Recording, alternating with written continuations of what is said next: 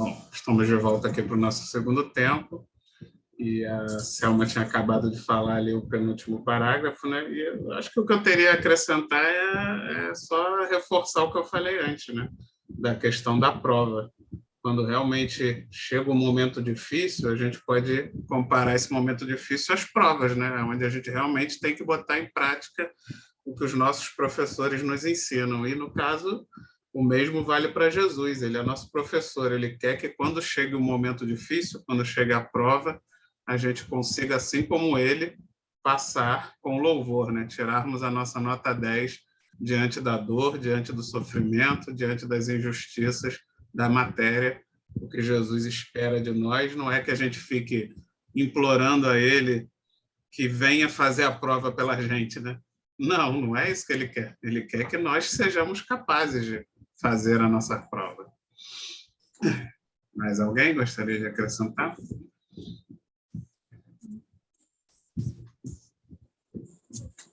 Nós sabemos que quanto mais conhecemos, mais sabedorias temos, mais conhecimento temos, né? As provas podem se tornar mais difíceis, né? Porque vão ser testadas outras coisas, né? E aí, por exemplo, se a gente tirar essas pessoas, independente do cunho religioso, que vieram com missão e fizeram bem, olha quantos problemas, adversidades, dificuldades, dores físicas eles tiveram. E mesmo assim, eles não demonstraram como se diz, tristeza, derrotismo, né? Eles continuaram na sua caminhada. Eu sei que a condição evolutiva deles é muito infinita em relação à nossa, a distância é muito grande, mas mesmo assim, é o que eu falo, no dia a dia a gente vê pessoas aí, nós conhecemos aqui, a senhora até faleceu, ela tinha, o abrigo ainda existe, né, ali do lado da 21 ADP, da Delegacia de Bom Sucesso, o abrigo Cristo Redentor, a dona Neuci, ela trabalhou ali anos, 30, 40 anos trabalhando com crianças, com as dificuldades enormes dentro das condições logísticas, né, de acomodação, de imóvel, era prefeitura cobrando, Estado cobrando, União cobrando, vivia de doações, pedindo aqui, pedindo ali, até que um empresário dava, outro dava, ou então o pessoal do povão, né, como nós aqui, cansamos de ajudar elas, outras pessoas também ajudavam. Mas lá dentro do dia a dia, administrar aquelas crianças, o juizado de menores em cima, porque tinha parte ali de adoção de crianças, né, com famílias. Então, era muito complicado. Ela desenvolveu um trabalho espetacular, esplêndido trabalho, adotou, se não me engano, 3 ou 4 crianças oficialmente, né, dessas que foram largadas pelos pais por N motivos, né, drogas, violência familiar e outras coisas mais. E ela adotou até uma criança que foi largada na caçamba de um lixo, recebeu pancadas na cabeça, ficou totalmente com problemas de retardo mental, totalmente sem coordenação motora nenhuma. Depois veio a falecer, mas já faleceu há mais ou menos 15, 16 anos. Então, ela fez um trabalho espetacular. Então, essa é uma anônima, não é? Anônima em relação à sociedade. Mas quem trabalhou com ela, ou quem viveu com ela, através das festas que ela estava lá, de Natal, né? Festa de Dia das Crianças, Páscoa, né? Esses eventos assim que reúnem as pessoas para pedir ajuda, então as pessoas se cotizavam até para ajudar. A gente entendia o que ela estava fazendo, o tipo de trabalho que ela está fazendo, o tipo de missão que ela veio fazer. É um troço assim absurdamente muito bacana. Imagina, e olha que ela sofreu muitas adversidades, ela teve muita dificuldade, mas foi lá, entendeu? Se mantendo firme em Deus. Ela brincava que ela era um pouquinho católica e um pouquinho espírita. Ela conhecia a Dona Aula, né? E frequentava também as igrejas católicas. Ela dava até um termo lá, juntou as duas, catolicismo, um negócio assim. Ela brincava assim. Mas o problema todo não era o católico, né? O espiritismo, era Deus. Ela tinha Deus, a fé em Deus, Deus no coração, Jesus no seu caminho. Então, ela se firmou, se conscientizou, o propósito dela era a obra de Jesus, não era a obra do Espiritismo, não era a obra da igreja, não, era a obra de Jesus, né? A obra de Deus. Foi muito bacana. Isso aí é uma pessoa anônima, quem conviveu com ela há anos e anos, como eu e a Dulce convivemos, conhecemos elas há muito tempo, e a gente viveu, né, bastante tempo em relação ao trabalho que ela fez. Entendeu? Então, a gente... E olha que muita dificuldade. Depois, graças a Deus, ela deu uma estabilizada boa, recebeu bastante ajuda, né? As pessoas, os empresários ali de processo começaram a ajudar também, outras pessoas de fora. Então, ficou um troço, assim, teoricamente mais brando, né? Mais tranquilo para ela administrar. Mas é complicado. Então, essas dificuldades é que tem que ser vencida. A gente, quando tem uma dor de cabeça um pouquinho mais forte, já sai reclamando, né? Reclamando entre aspas, eu estou falando, já nos tornamos um pouco desequilibrados, né? Imagina quando vem alguma coisa mais pesada para a gente. Por isso que Deus é sábio, né? A cruz é de acordo com que cada um possa realmente suportar, né? Se fosse botar a cruz pesada mesmo, como a gente tem que pegar mesmo aí, vai ter que levar, acho que estava feia a coisa para o nosso lado. Verdade. Um belo exemplo. Vamos lá, então, para o último parágrafo.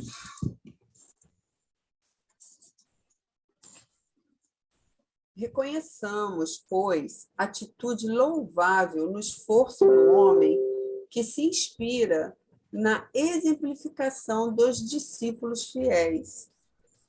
Contudo, não nos esqueçamos de que é contraproducente repousarmos em edificações que não nos pertencem, olvidando o serviço que nos é próprio. O que me parece que assim, é válido, né, nós usarmos exemplos, né, como Chico, Irmã Dulce, né, e outros, até como o Flávio falou, dessas pessoas, usarmos como exemplos para nos alavancarmos. Mas não é, como falo assim, não fica sendo produtivo nós ficarmos nesses exemplos, pensando, mas que não fazem parte de nossa, né? Não nos pertence, quer dizer, eu faria o que essa senhora fez na vida dela? Não, mas o que eu posso fazer? Então, eu não posso, talvez eu não tenha condições de agir daquela forma, mas eu tenho condições de agir de uma forma diferente. Então, o serviço é próprio de cada um também. Então, quer dizer, a gente usa exemplos, quem é que pode se dizer assim, eu vou fazer como o Chico, né? Não é todo mundo que consegue fazer o que o Chico fez, ser como ele, né? É preciso muita abdicação, muita dedicação, né? E nem todo mundo consegue, mas o que cada um fazer a sua parte dentro do que pode ser feito já é uma transformação que o mundo acaba conseguindo, né? Inspirações, né? Essas inspirações, né? Elas são válidas, né? Para nos auxiliar até nos nossos caminhos, mas o nosso caminho que tem que ser as nossas escolhas e não usarmos, né, um exemplo que às vezes está fora do nosso alcance mesmo, né? Cada um tem a sua evolução, tem o seu caminho, né, Vitor? Então, quer dizer, nós temos que ser responsáveis pela nossa própria mudança, né? A nossa mudança interior. É isso.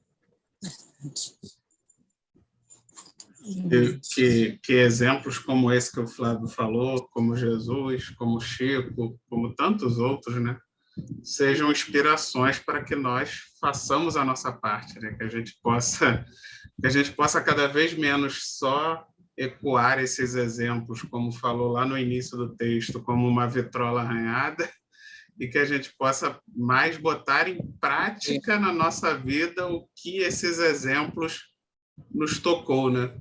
O que cada exemplo desse toca no nosso coração e consegue fazer com que a gente, na nossa vida, nos nossos afazeres, nas nossas tarefas, a gente consiga transparecer mais esse exemplo através da prática e da nossa vivência do que só falando, né, do que só relatando o que a gente presenciou e o que a gente viu os outros fazerem, né?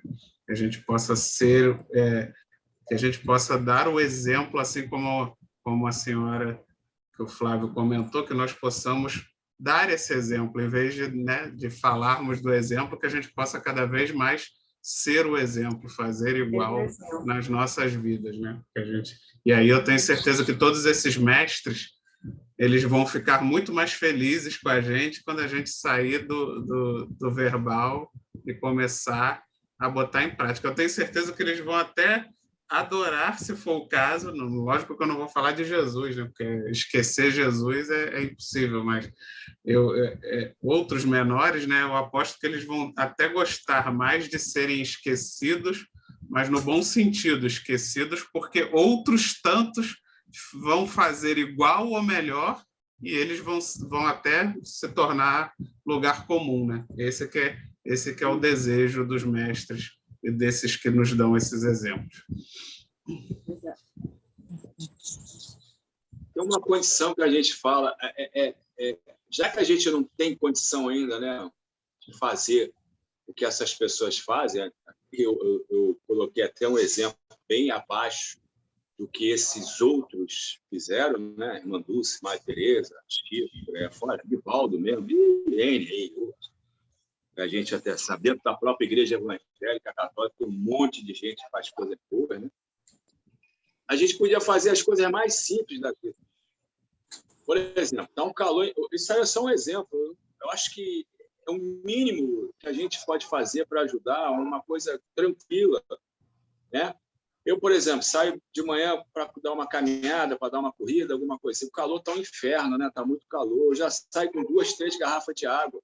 Aí, enquanto eu já deixo ela gelada. No dia seguinte, às vezes até congela, mas durante o dia vai descongelar. Lembra quando a gente fazia lá no Sopão, o Vitor, que entregava as garrafas e descongelava com o tempo? E para eles era benéfico, que ia descongelando a noite todinha, e eles teriam noite, porque estava calor, eles teriam aquela água a noite toda e até no dia seguinte, devido ao congelamento e depois do derretimento. Eu vou entregando aí no meio do caminho, que eu vejo muito morador quando eu estou caminhando, né? Correndo já fica mais difícil. Mas quando eu estou caminhando, aí eu vejo esses moradores de rua assim, eu já vou entregando para eles. Dá licença, acordo lá, bom dia. Eu sei que às vezes vocês estão dormindo, a maioria das vezes estão dormindo, porque é 7, 8 horas da manhã. Mas aí eu vou lá e deixo a garrafa com eles ali e vou embora. Outro dia, por 3, 4 vezes seguidas, talvez eu não dê para fazer hoje, né? Não sei se eles vão passar ou já passaram. O caminhão do lixo passa aqui, eu pego uma garrafa dessas aí, entrego para os caras aí, tá entendendo? Porque como é que eles vão beber água? Então, são coisas muito simples, né? Que você vê a garrafa ali no meio da rua, ou a garrafa que é sua, porque você usou, você dá lá, lava ela direitinho, né? Faz um tratamento bacana de higiene nela, e bota uma água ali, bota na sua geladeira, e quando for sair na rua para comprar alguma coisa, um remédio, você sempre vai encontrar alguém, vai encontrar um morador de rua, vai encontrar alguém necessitado, e você deixa aquela garrafa ali. Então, são esses detalhes pequenos que passam desapercebidos, é como se fosse uma reciclagem, né? Que a gente separa o plástico, o papelão, né? A gente vai entregando lá para os postos que fazem reciclagem. Essa reciclagem é uma reciclagem de atitude, reciclagem de comportamento, de pensamento, de benfeitoria, que nós temos que fazer para nós mesmos. São coisas bem simples, que estão no nosso alcance, que está na nossa condição de fazer, o mais importante, né? A gente não vai fazer o trabalho desses outros que a gente está falando aí, porque é algo muito mais além do que a gente possa imaginar, mas no dia a dia é algo que a gente pode fazer tranquilamente, que está no nosso alcance de fazer. E a gente, às vezes, a gente esquece, passa desapercebido, é preguiçoso, lembra e não faz, deixa para amanhã, e por aí afora, e vai empurrando com a barriga, mas você não lembra que a noite toda fez calor, aquele copo de água, então aquela garrafa de água para aquela pessoa que está acordando vai ser muito benéfico. Eu tenho exemplos disso, eles agradecem assim, absurdamente, com aquela garrafa que eu deixo para eles. Entendeu? Eles agradecem mesmo, de coração. Você não vê a energia de agradecimento que passa deles para mim. E eu faço o quê? Nada demais. Eu tenho água, graças a Deus, na minha geladeira. E eles vão passar a noite aí com que água, com que biscoito, com que alguma coisa que possa ali naquele momento, suprir a necessidade dele. Entendeu? E é muito simples fazer isso. Não requer nenhum trabalho fazer isso. Você não está desviando do seu caminho, você não está deixando de fazer alguma coisa para fazer outra, como esses outros deixam de fazer coisas para fazer outras. Né? Olha como é que eles estão bem avançados para isso. E está no nosso caminho, está no nosso ali, no dia a dia nosso, e a gente não percebe isso.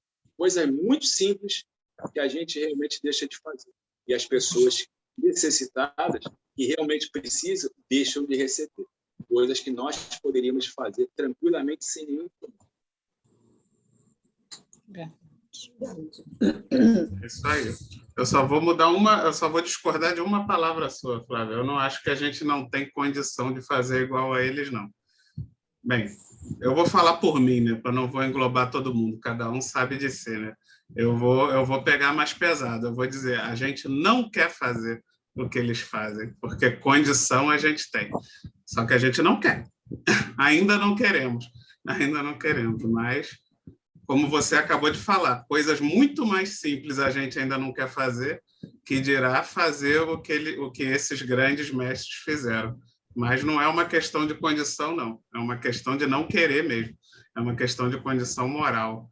Mas as condições necessárias, físicas e materiais, nós já temos. Só que, infelizmente, a gente não quer. A gente ainda não quer. Só que, né, graças a Deus, aí o Espiritismo nos ensina que a vida vai nos empurrar, né?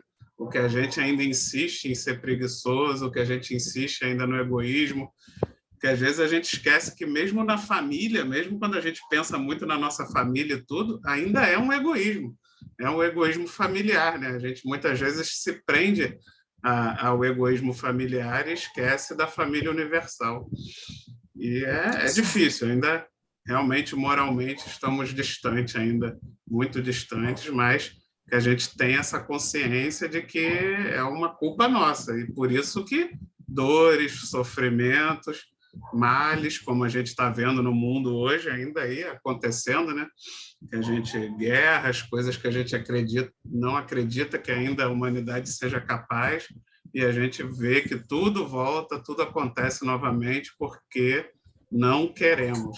As condições já estão todas dadas. Nós aqui insistimos em não querer, em não fazer, em não praticar a nossa parte. Mas o que não vem pelo amor, vem pela dor, né? Infelizmente. Mas que possamos conseguir, que possamos botar cada vez mais em prática em nossas vidas para, quem sabe assim, evitarmos pelo menos um pouco das dores futuras que ainda nos aguardam, pela nossa imprevidência, pelo nosso egoísmo, pela nossa insistência no mal, infelizmente. É isso. Então, semana que vem, vamos ver para a prece final. Ana Cláudia, né? Ana Cláudia vai fazer na quinta-feira que vem, então convido que faça a nossa prece de encerramento. Vamos fechar nossos olhos, nos concentrar e agradecer a Deus. Agradecer pelo alimento, pela família, pela saúde. E pedimos, Pai, pelos governantes, que eles possam, Senhor, ter calma, ter discernimento, que a sua luz e a sua paz chegue até os corações de todas essas pessoas, esses governantes que estão nesses atritos, que nós possamos, Senhor, fazer a nossa parte com o exemplo do Cristo e levar um pouco da paz e serenidade ao mundo. Que sejamos, Senhor, instrumento de sua paz. Que assim seja, graças a Deus. Graças a Deus. Fiquem com Deus. Uma excelente semana para todos. E até quinta-feira que vem. Beijo.